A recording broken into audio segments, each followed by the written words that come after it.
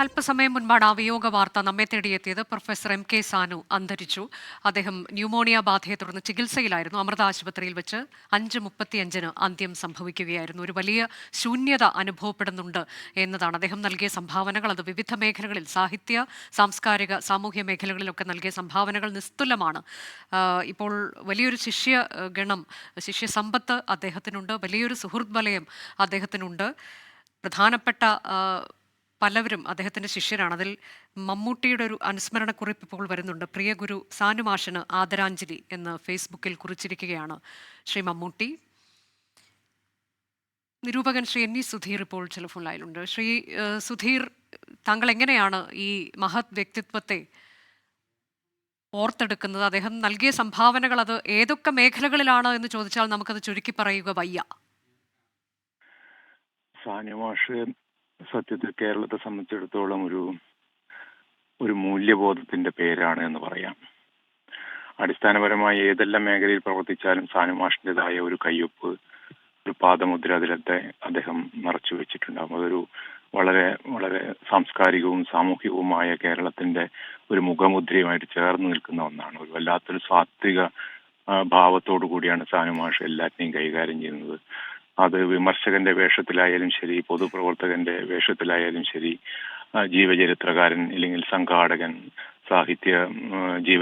സാഹിത്യ വിമർശകൻ, ഇങ്ങനെ ഏത് മേഖലയിൽ സാനുമാഷിന്റെ രംഗം നമ്മൾ പരിശോധിച്ചാലും അതിലൊക്കെ ഒരു പ്രത്യേക തരത്തിലുള്ള ഒരു സാത്വിക മൂല്യബോധം അടയാളപ്പെടുത്തിയിട്ടുണ്ടാകും. അത് സാനുമാഷ് എന്ന് പറയുന്നത് വെറും മാഷല്ല. കാരണം മാഷ് ജീവിതാന്ത്യം വരെ, ഇപ്പൊ ഏകദേശം കഴിഞ്ഞ ആഴ്ച വരെ നമ്മൾ കാണുമ്പോഴും മാഷായിട്ട് തന്നെയാണ്. ഈ കേരളത്തിലെ സാമൂഹികവും സാംസ്കാരികവുമായ ബോധമുള്ള എല്ലാ മനുഷ്യരുടെയും മാഷായിട്ടാണ് മാഷ് നമ്മൾ അംഗീകരിച്ചത്. കേരളം അംഗീകരിച്ചു. മാഷ് അതൊന്നും അവകാശപ്പെടില്ലെങ്കിൽ കേരളം അങ്ങനെയാണ് കണ്ടത്.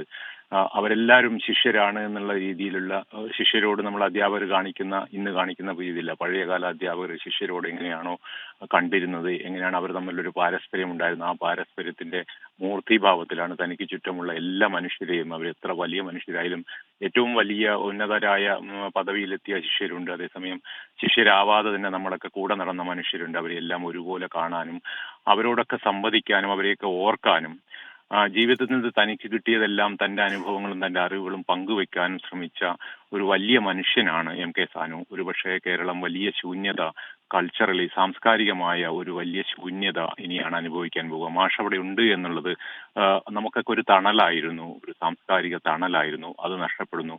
ഒരുപക്ഷെ അങ്ങനെയുള്ള ഒരു തലമുറയുടെ ഒരു അന്ത്യം എന്ന് വേണമെങ്കിൽ പറയാം.